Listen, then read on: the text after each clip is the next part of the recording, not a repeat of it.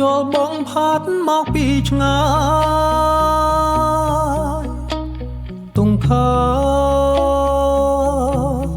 រសាយឆ្ងាយពីអរាក្រអូបក្រអូបក្លិនជាប់នាសាក្លិនផ្កាដែលប្រត់គ្នាមកជាយូរហើយលើម្ចាស់ក្លិនហើយនៅទីណាក្លិនផ្កាដែលធ្លាប់ភ្នំបីត្រកងរៀមនៅចាំមើលផ្លូវក្រុមវេលាទោះជាយំជ្រៅយ៉ាងណាក៏ដោយបងច្រៀងដងហើយសូមឲ្យអូនត្រឡប់មកក្រកបងច្រៀងដងហើយសូមឲ្យអូនត្រឡប់មកក្រកបង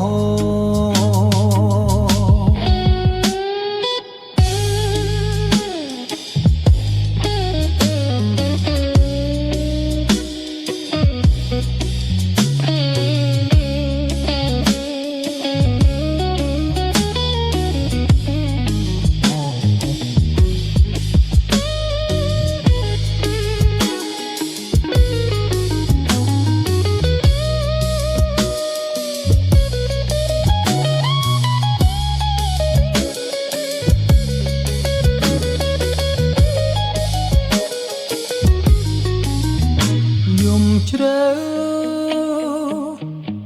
បងទ្រាំនៅមើលផ្លូវអូនមិនឃើញក្រៀមស្រពនពេលកូនឡ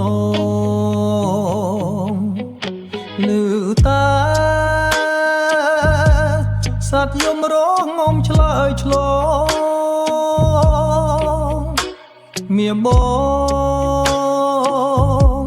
តើអូនប្រត់ទៅឋានណាឬមួយអូនអស់ចិត្តពីបងហើយ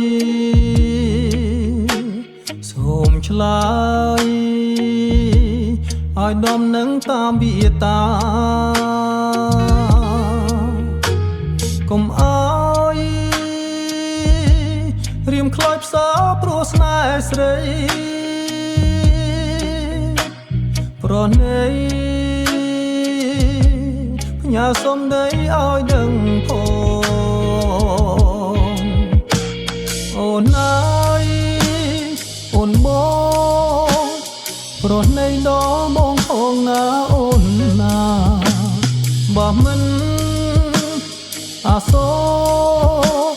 នោះរៀមរងទងថាលូអាវសា